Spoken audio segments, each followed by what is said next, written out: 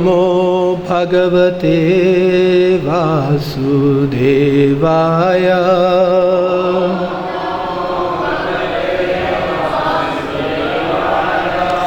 ओम नमो भगवते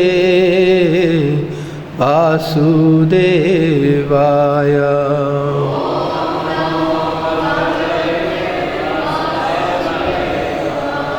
नारायणं नमस्कृत्य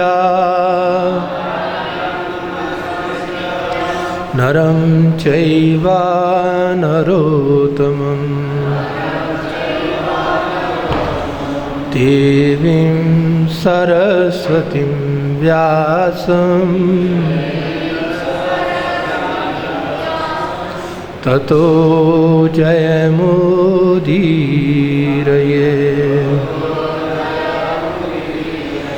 नष्टाप्रायेषु अभद्रेषु नित्यं भागवत सेवया। Bhagwati उत्तमश्लोके भक्तिर्भवती नैष्टिकी। Thank you very much. Reading from Srimad Bhagavatam, 5th Canto, Chapter 6, The Activities of Lord Rishabdev, text number 13.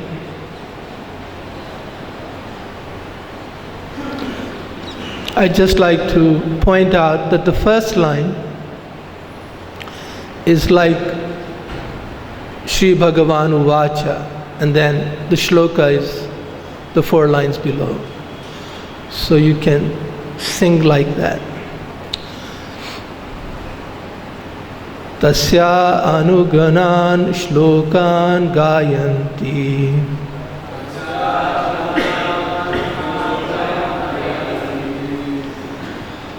aho bhuva sapta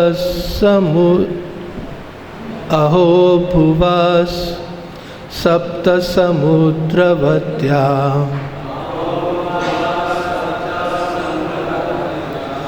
द्वीपेषु वर्षेषु अधिपुण्यमेतत्।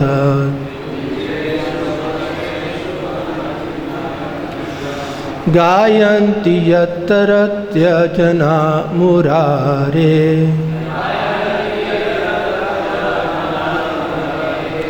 कर्माणि भद्राणि अवतारवन्ति।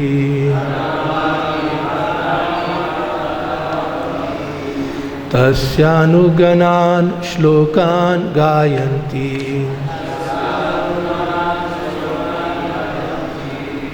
अहो भुवा सप्त समुद्रवत्या द्वीपेषु वर्षेषु अधिपुण्यमेतत्।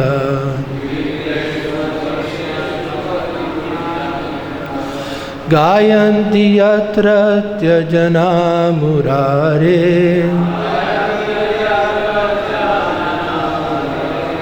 कर्माणि भद्राणि अवतारवन्ति।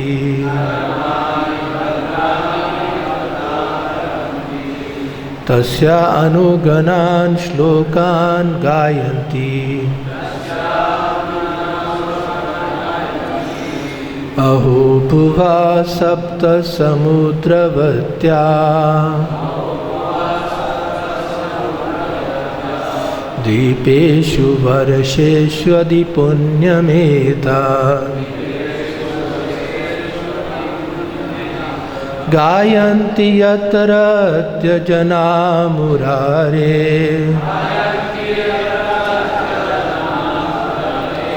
कर्माणि भद्राणि अवतारवन्ति।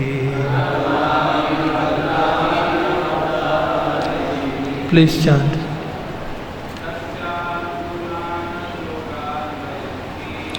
तस्यानुगणान् श्लोकान् गायन्ति अहो भुवा सप्त समुद्रवत्या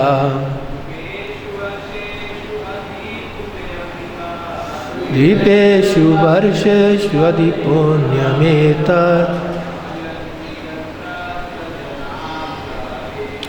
गायन्ति यत्रत्य जना मुरारे कर्माणि पतराणि अवतारवन्ति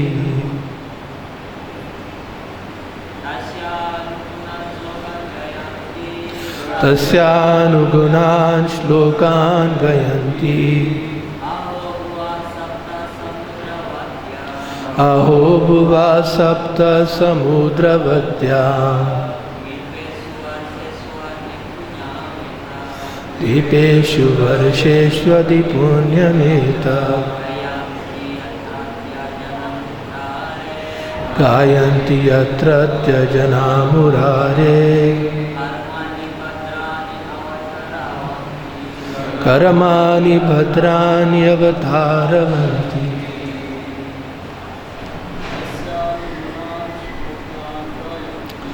तस्यानुगुणान् श्लोकान् अनुगायन्ति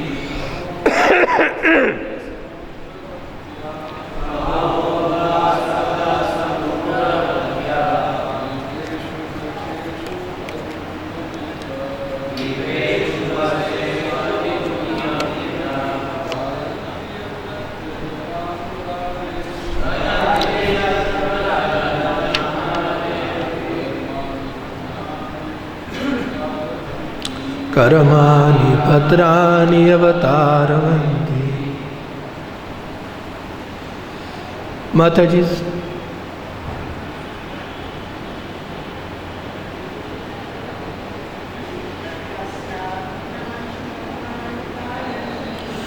tasyanugunan shlokan gayanti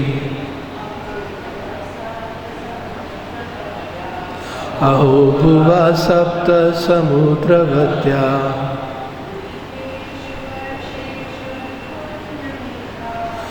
Vipeshu varsheshu adhipunyameta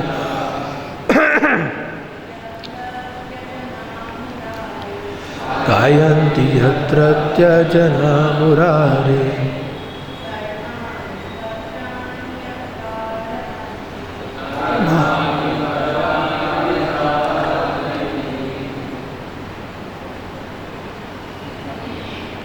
Tasya, of him, Lord Rishabdev.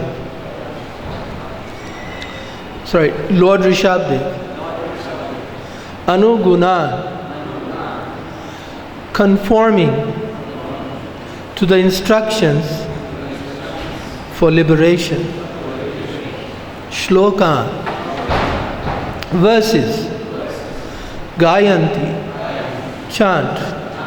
Aho, oh, Bhuva, of this earthly planet, Sapta Samudra Vatya, possessing 7 seas, Dvipeshu, among the islands, Varsheshu, among the lands, Adipunyam, more pious than any other island. Etat, this Bharat Varsha, Gayanti, sing about Yatratya Janaha, the people of this tract of land, Murare, of Murari, the Supreme Personality of Godhead, Karmani, the activities, Bhadrani, all auspicious, Avataravanti, in many incarnations, such as Lord Rishabdev. Translation. Learned scholars chant about the transcendental qualities of Lord Rishabdev in this way. Oh, This earthly planet contains 7 seas and many islands and lands, of which Bharatvarsha is considered the most pious. People of Bharatvarsha are accustomed to glorifying the activities of the Supreme Personality of Godhead in His incarnations as Lord Rishabdev and others. All these activities are very auspicious for the welfare of humanity. Please repeat. Learned scholars chant, Learned scholars chant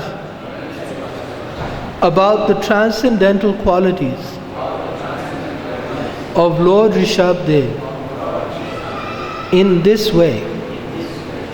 Oh, this earthly planet contains 7 seas and many islands and lands, of which Bharatvarsha is considered the most pious. People of Bharatvarsha are accustomed to glorifying the activities of the Supreme Personality of Godhead in His incarnations as Lord Rishabdev and others. All these activities are very auspicious for the welfare of humanity.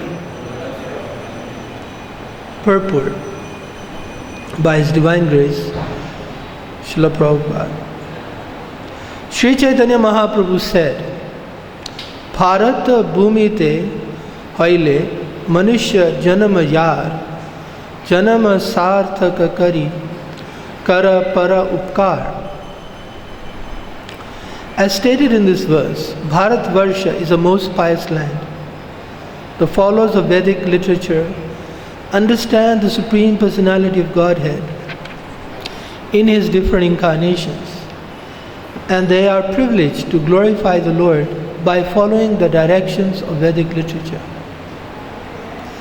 After realizing the glories of human life, such people should take up the mission to spread the importance of human life throughout the whole world. This is the mission of Sri Chaitanya Mahaprabhu. The word Adi Punyam indicates that there are certainly many other pious men throughout the world, but the people of Bharatvarsha are even more pious. Therefore, they are fit to spread Krishna consciousness throughout the world for the benefit of all human society. Srila Madhvacharya also recognizes the land of Bharatvarsha, Visheshat Bharate Punyam. Throughout the world, there is no question of Bhagavad Bhakti or devotional service, but the people of Bharatvarsha can easily understand the devotional service of the Lord. Thus, every inhabitant of Bharatvarsha can perfect his life by discharging Bhagavad Bhakti and then preaching this cult throughout the world for the benefit of everyone.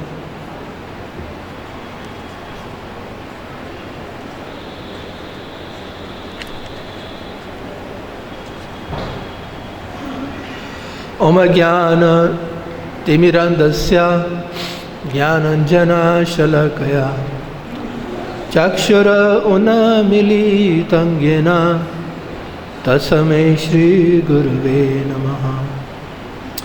Namam Vishnu Padaya Krishna Prasthaya Bhutale Srimate Bhakti Vedanta Swaminiti Namane. Namaste Saraswate Deve Gauravani Pracharine Nirvishesha Shunyavadi Paschatya Deshatarini.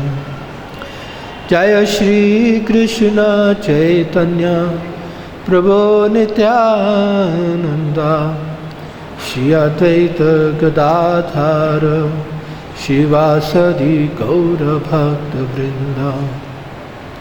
Hare Krishna, Krishna Krishna, Hare Hare, Hare Rama,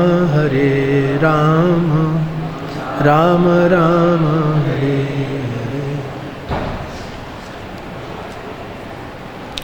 Tasya anuganan shlokan gayanti aho bhuva sapta samudravadya dipeshu varshesha dipunyameta gayanti yatra tyajana murare karamani bhadarani avataranti.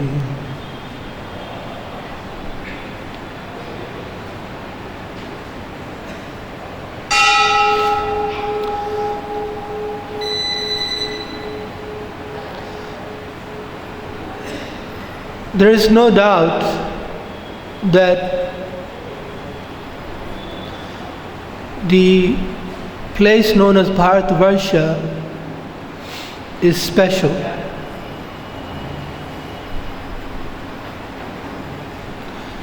Srila Prabhupada tried to point this out when he was preaching in India. Shri Shri Gaur Nitai, Shri Shri Krishna Balram, Shri Shri Radha Shyam Sundar Ki Jai. Srila Prabhupada would point out when preaching in India that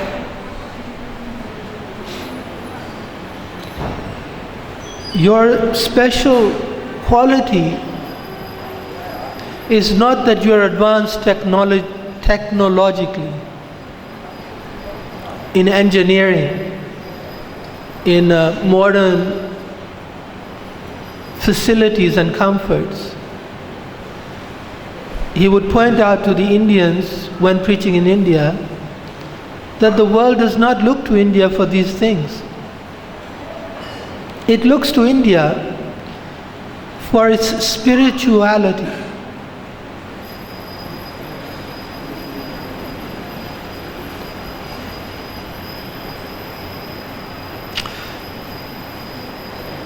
Sometimes a person who is advanced spiritually, he tries to impress his followers with different kinds of possessions to show the kinds of things he owns so that the followers may be impressed. But actually that's a mistake. The followers are looking to the spiritually advanced person for spiritual realization, not for being the most up-to-date modern materialist. So India, when it tries to be like all the other countries, to build skyscrapers, to have wonderful material facilities, it becomes an embarrassment because it is not naturally successful in these areas.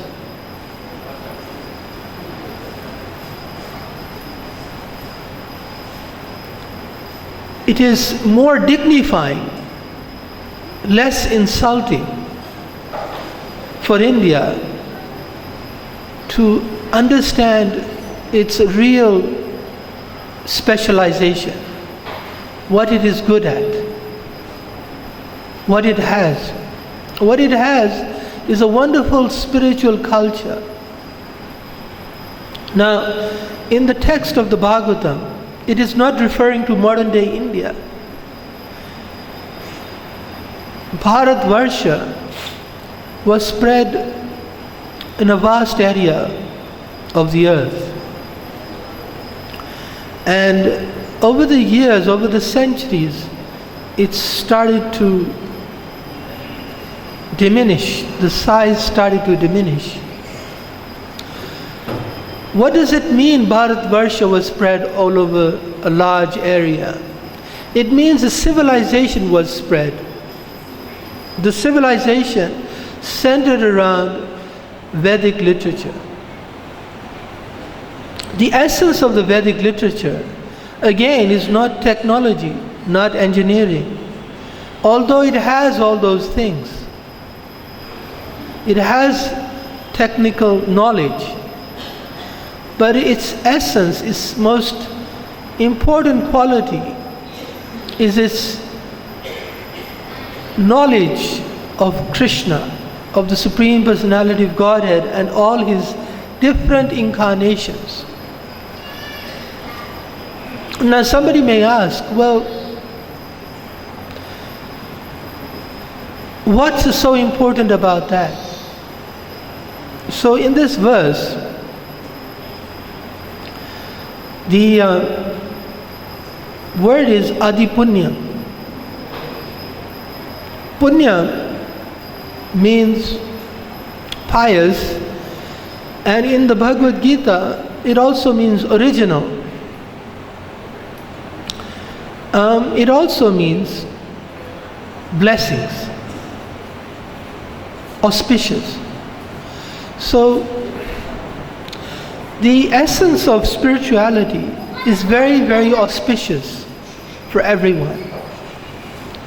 You may not have the latest engineering technology, but spiritual life is the essence of all auspiciousness, all that is good for us. Actually, we find out that we don't need technology as much as we need peace of mind, freedom from stress, anxiety, and the awakening of our identity, our spiritual identity. We need that more than we need the gadgets of the body, the comforts of the body. And the world looks to India for that, to Bharatvarsha.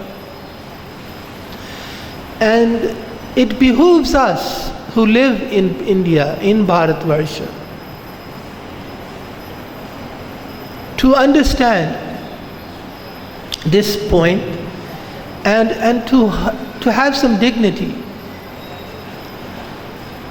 and not try to imitate other countries, other nations, other cultures who are perhaps more advanced in other ways. Because no matter how much advancement everyone has in terms of cars, houses, and nice shelter and nice entertainment, it does not satisfy the soul. Whereas in the culture, the Vedic culture, it is centered around the fact that I am not this body, I am spirit soul. And in this culture, it is possible to be happy even with very little material facility.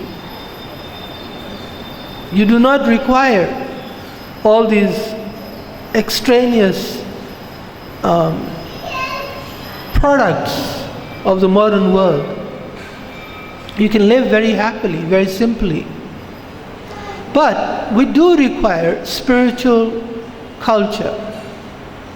We do require, the spirit soul does require spiritual knowledge, spiritual awareness, awareness of the Supreme Personality of Godhead, awareness of all His pastimes, all His activities.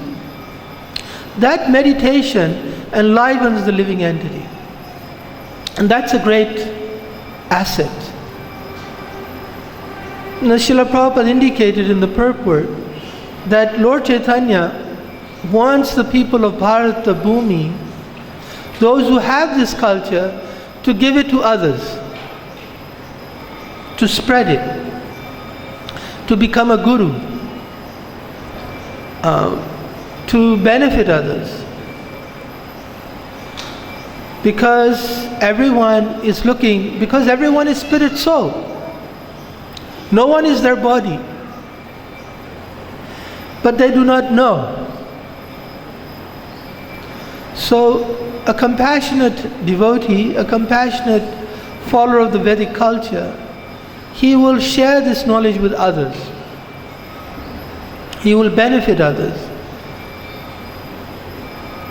And in this way, the glory of India, of Bharatavarsha, of Vedic culture, becomes established. Now, the question is, how does one give Krishna consciousness to others? What is the method? So whilst we have a wonderful Krishna consciousness society with many temples and many devotees living in those temples, a lot of facility, but actually in essence to give Krishna consciousness is very simple. It doesn't necessarily require a temple and many devotees living in the temple to give Krishna consciousness. Anyone can do it. So Lord Chaitanya says, Yare dekha tare kaha Krishna upadesh, Amara agya guru hana tara desh. That to give Krishna consciousness, all you have to do is Yare dekha tare kaha.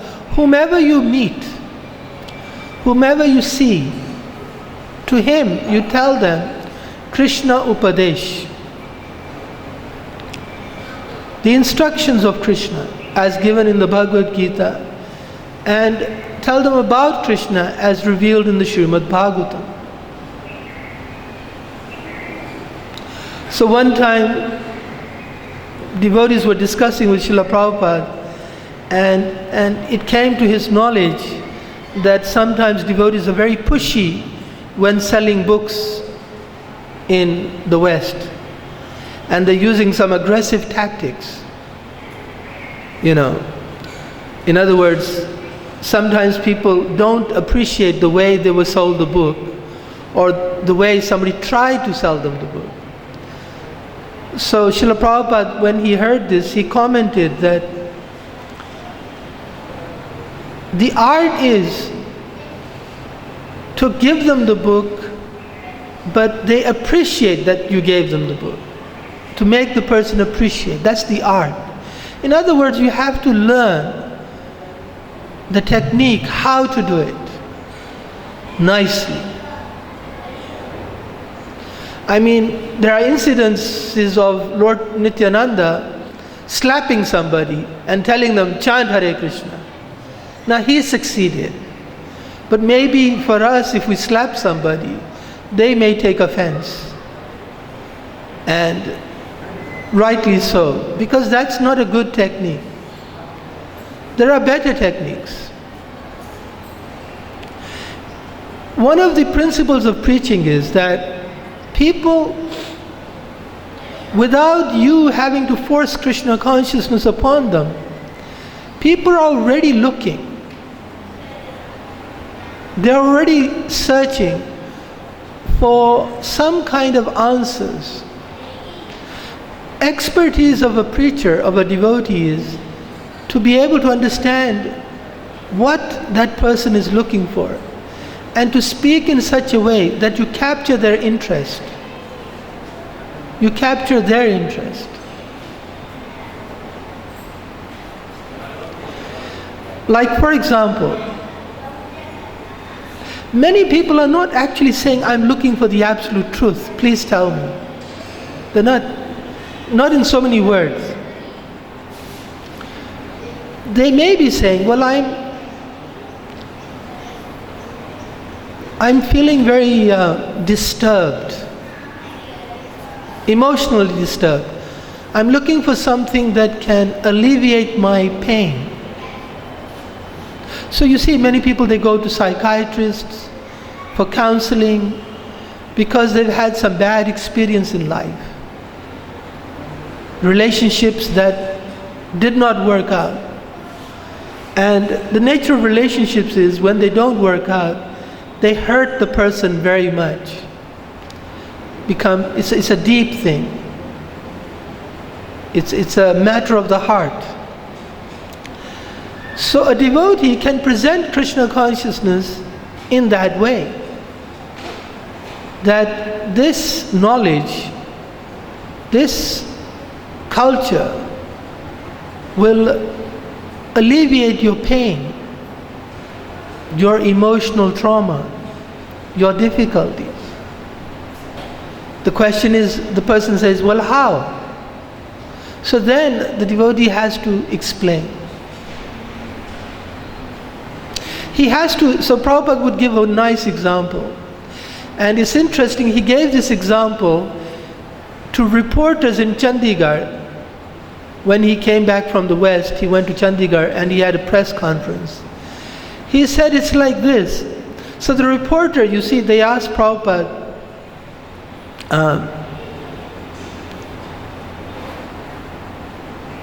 why are you successful in the West?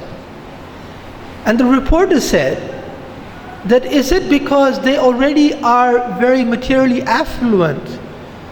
They can afford the luxury to indulge in spiritual life. Srila Prabhupada said no. See, because this is a very cheap kind of attack. That you're only successful because, see, India is poor. We cannot take up Krishna consciousness. But the West, they have everything, now they can also take up Krishna consciousness. Prabhupada said, no, it's not like that.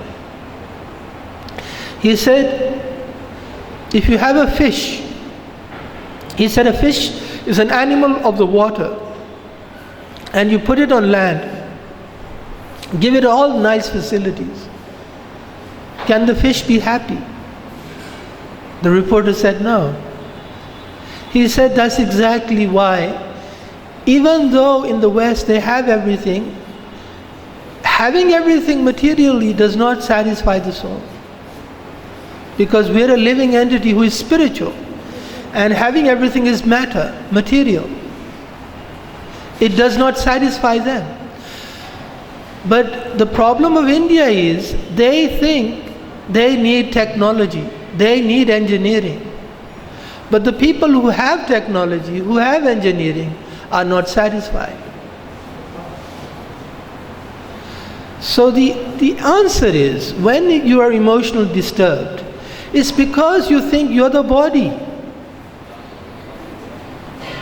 And your bodily relationships are very important. But you're not the body. You're the soul. And you should have affection. You should have relationships. But on the spiritual platform. Not on the bodily platform. So you see, in this way one can preach. Yare dekha tare kaha Krishna upadesh. Teach them about the teachings of Lord Krishna. Teach them about Lord Krishna. Because when you have knowledge of Krishna, now you have a spiritual relationship. A relationship that doesn't hurt you. That does not cause you anxiety. That's fulfilling. It's eternal. There's no material impediment. Ahoituki apratihata yayatma suprasiddhati. You become completely satisfied in every respect. But this is a culture that has to be learned. And the wonderful thing is it's easily available in India. It's easily available in the literature of the Vedas, in Bhagavad Gita, in Srimad Bhagavatam, in the Ramayana. This culture should be learned, should be assimilated. One should be personally satisfied by this culture. He should gain benefit from this culture. He should have practical experience of this happiness. Raja Vidya Raja Guyam Pavitram Idam Uttamam Pratyaksha Dharmyam Susukham Kartumam. You must practically experience the bliss of spiritual knowledge, spiritual relationships with Krishna. Then you can go and give it to others. Then you can benefit others. But if you don't have this experience, you think benefiting others means to give them food, to give them education, material education. And this is the mistake. This is the mistake. Because no amount of material food, clothing, shelter, education will satisfy the soul. No amount of material comfort on land will satisfy a fish. We are a fish. We belong to the spiritual nature. This is not our home, this material world. It is a mistake. And everyone is suffering because of this. But not only the person who doesn't have food, even the person who has food is suffering. Not only the poor person, the rich person, not only the illiterate person, even the learned, educated person, he is also suffering because of this missing knowledge of Krishna consciousness. So this is the imperative. It's not some kind of pressure that everyone has to feel obliged to do it. Preaching is something natural. When you have experienced some personal satisfaction, it is a natural consequence that when you meet somebody, you want to give it to them also. And this is Srila Prabhupada's purport, that he says the followers of the Vedic literature are privileged to glorify the Lord by following the directions of Vedic literature. It's a great privilege, it's a great honor that we have this facility, we have this opportunity in our life to perfect our life, to become Krishna conscious, to practice Krishna consciousness, but also to give it to others. You don't need a temple, you don't need a big team, you just need to speak to somebody. You just need to interest somebody. Srila Prabhupada also said, when he came back from the West, he said, I have personally experienced there is a market for spiritual knowledge. People want to know. They do want to know. We just need to be expert in convincing people that I have something to give them. I have something they are looking for. And that's all it is. Preaching is as simple as that. To tell people about Krishna consciousness. And they will thank you. Actually, Srila Prabhupada, that's what he did. He didn't go with a lot of money, no temple, no followers, but he found people who were interested. Now the question then comes, that was then, in the 1960s. In 2014, nobody's interested. Yes, things are different. People are not the same as they were in the 1960s. But actually people are they're still a fish out of water. They're still suffering.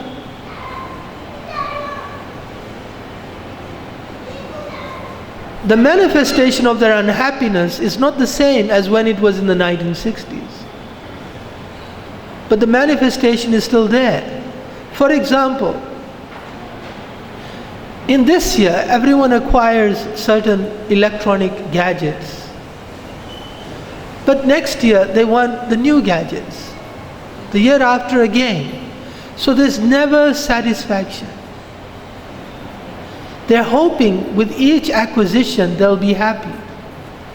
But next year, again they want something more. Again they want something more. So this cycle of frustration carries on from one year to the next.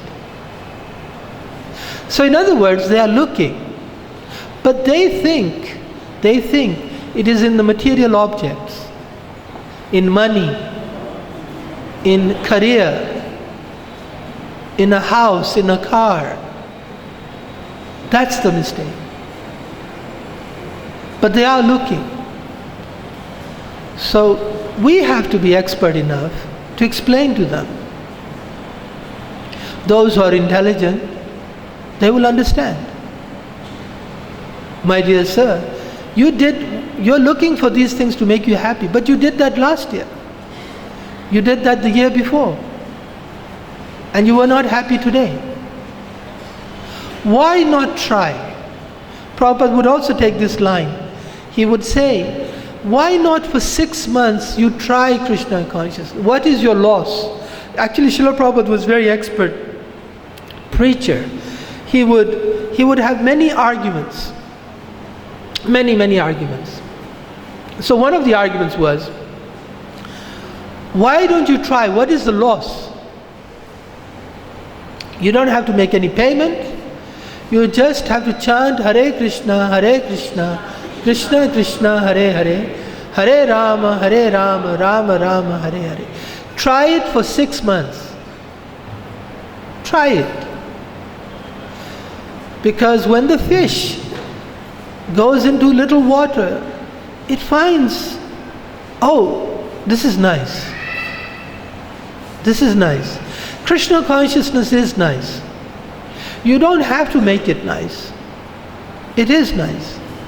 The holy name of the Lord is nice. It does pacify. Cheto darpana marjanam.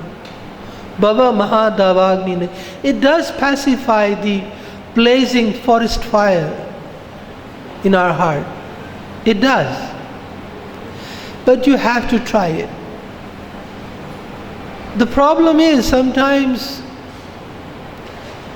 and Rupa Goswami points this out in his Upadeshamrita, that there's a problem for a devotee, is that when he becomes uninspired, unenthusiastic, he has lost the twinkle in his eye, the inspiration. Then he thinks it's a waste of time. And that's the danger you should guard against. That we should try to save ourselves from losing interest. Rather, he recommends utsaha nischayat dhairyat tat karma pravartanat sanga tyagat sato vrite shadbhir bhakti prasiddhyati. You become enthusiastic, become inspired. Then your Krishna consciousness is enlivened. And because it's enlivened, you'll be able to enliven others. But if you think, oh, it's depressing, it's horrible, if you join the temple, there's going to be politics, there's going to be difficulty, then people will not be inspired. And you will not be inspired. Because your mind is full of all the negative thoughts. So this is why it's very important to have enthusiasm if you're going to preach. What is that? Bhakti Siddhanta Saraswati Thakur would say that only a person who has life can preach. Only a person who has life can preach. So we must have life. We must have some inspiration. A vision of and a dynamic experience right now.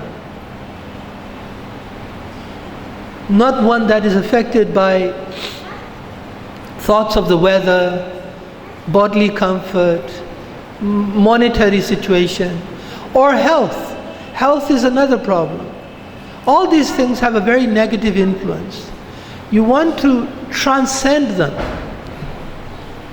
Health, money, and weather take care of themselves. Even if you dedicate your entire life towards improving your health, your money, your material circumstance, you will not be successful. It will never be sufficient. After you make $1 million, you will think it's not enough. It's not enough.